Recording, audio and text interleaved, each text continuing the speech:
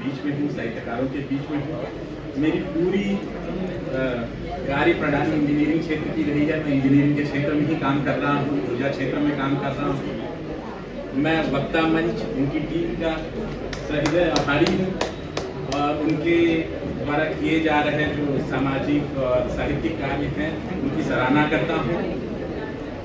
हिंदी दिवस के साथ में जो पखवाड़ा मना रहे हैं, सुखद संयोग है कि आज अंतर्राष्ट्रीय बेटी दिवस भी है और एक बेटी होने का जो मैं बेटियों को रचना पाठ करते हुए सुन रहा था, सामाजिक बुराइयों पे, हमारे डे टू डे के जो वर्किंग है, फंक्शनिंग है, उस पर किस तरीके से बेटियों की व्यथा है, वो सब अपने रचनाओं के माध्यम से व्यक्त कर रही थी। एक्चुअली एक बेटी, परिवार में एक बेटी होने का महत्व मेरे ख्याल से मेरे से ज़्यादा कोई नहीं जानता, जिसकी 3 पीढ़ियों ने बेटी नहीं है ना। ये चौथी पीढ़ी है जब मेरे घर में एक बेटी है ना, और मेरे परिवार की सबसे छोटी बहन है। और मैं बहुत बेटी के आने के बाद से मेरा मतलब कहना चाहिए मेरे पूरे परिवार का है ना, जीने का तरीका, सोचने का तरीका, सब कुछ चेंज।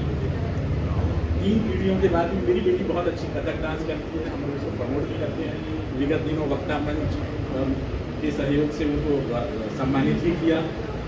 तो मैं हिंदी के बारे में एक चीज़ जरूर बोलूँगा, भले हम अपने बच्चों को हिंदी मीडियम, इंग्लिश मीडियम में पढ़ा रहे हैं, आज के डेट में लगभग सभी घरों में सभी के बच्चे है ना हिंदी मीडियम छोड़ करके इंग्लिश मीडियम में पढ़ रहे हैं, लेकिन हम कहीं ना कहीं चाहते हैं कि वो हिंदी से जुड़े रहें, है ना। हमारे बच्चे पढ़ेंगे, खूब तरक्की करेंगे, अमेरिका जाएंगे, विदेश जाएंगे, आसमान में उड़ेंगे, लेकिन हमें एक चीज़ बिल्कुल इंश्योर करना चाहिए, निश्चित करना चाहिए, वो आसमान में उड़े, बहुत दूर, बहुत ऊंचाइयों को छुए, लेकिन अपना पैर जमीन पे और हिंदी से जुड़े रहें।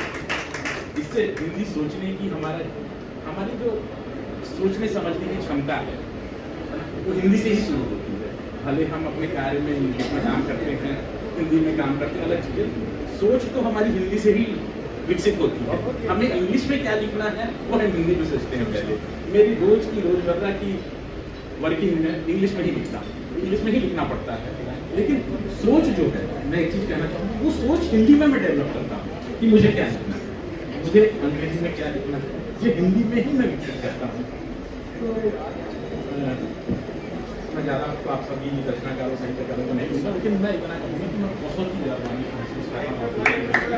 और एक चीज़ मुझे यहाँ पे ट्रैफिक के जो प्रशिक्षक बैठे हैं उनसे सुन के लगा कि मुझे भी बोलना चाहिए, और इसलिए भी बोलना चाहिए कि कुछ दिनों पहले वक्ता मंच ने मेरा विश्व के रूप में सम्मान किया। ये सही है, मैं काफ़ी हद तक पर्यावरण बचाने का प्रयास करता हूँ, और मेरी जो कार्य क्षेत्र है वो ऊर्जा के क्षेत्र से जुड़ी हुई है। मैं ऊर्जा के क्षेत्र में काम करता हूँ। बिजली आपको जो मिल रही है, अच्छी मिल रही है, बुरी मिल रही है, 24 घंटे मिल रही है, 3 घंटे मिल रही है, इन सब महंगी मिल रही है, सस्ती मिल रही है, इन सब में मेरा थोड़ा ना थोड़ा योगदान है।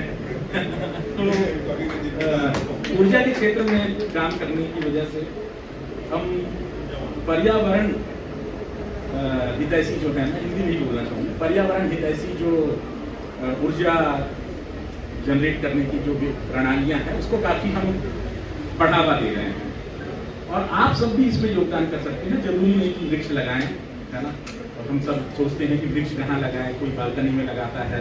इंडिया टीवी का एक कार्यक्रम में देख रहा था, उसमें एक वृक्ष, एक पौधा सेहत के नाम चलता है।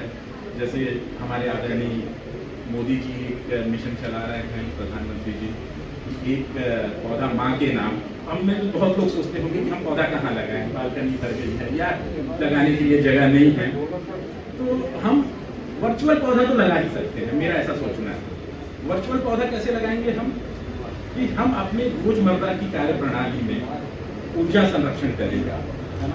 और ये यंगस्टर्स जो बैठे हैं, बड़े साहित्यकार, उनके बारे में बोलूँगा, मोबाइल वगैरह का इस्तेमाल कम करें। मोबाइल चार्जर तो हम जैसे छोटी छोटी चीज़ें, जिससे आपकी लाइफ स्टाइल में कोई चेंजेस नहीं होगी, आपका कंफर्ट डाउन नहीं होगा। मोबाइल चार्जर को ऑन करके छोड़ देते हैं, उसको ऑफ कर दीजिए, मोबाइल चार्ज हो गया उसके बाद ऑफ कर दीजिए, उससे ऊर्जा बचेगी।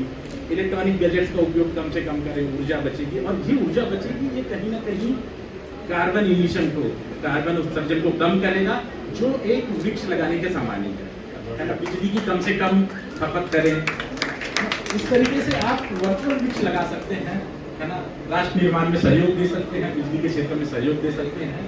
और अंत में जो हमारे नवा करेली से आए हुए छोटे बड़ी करेली से आए हुए छोटे छोटे साहित्यकार हैं, मुझे सुन के बहुत अच्छा लग रहा था और उनके गुरु को मैं प्रणाम करता हूँ, है ना। मैंने तो सुना था कि मतलब कथक गुरु होते हैं या फिजिकल एजुकेशन में गुरु होते हैं, है ना। आपने साहित्य में भी गुरु शिष्य परंपरा का शुरुआत किया है, मुझे बहुत अच्छा लगा। धन्यवाद।